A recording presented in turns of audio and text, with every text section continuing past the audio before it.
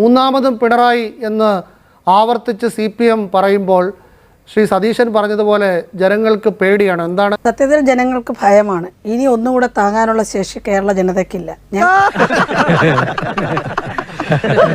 ഇവിടെ ലഹരി വിമുക്ത അല്ലെങ്കിൽ ലഹരി വിരുദ്ധ ക്യാമ്പ് നടത്തുന്നത് ആരാണ് നടത്തുന്നത്? ഒരു ഗവൺമെൻറ് നടത്തുകയാണ്. കഴിഞ്ഞ നമുക്കറിയാം 9 വർഷം മുമ്പുണ്ടായിരുന്ന സമയത്തുള്ള ബാറുകളുടെയോ അല്ലെങ്കിൽ മദ്യശാലകളുടെയോ എണ്ണമല്ല, എത്രയോ മടങ്ങ് വർദ്ധിപ്പിച്ചു.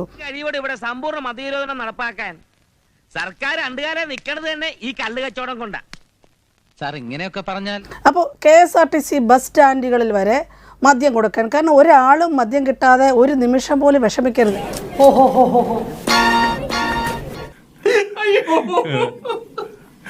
അപ്പോൾ കപടമായ ചില വ്യാജ പ്രചരണങ്ങളാണ് നടത്തിക്കൊണ്ടിരിക്കുന്നത്.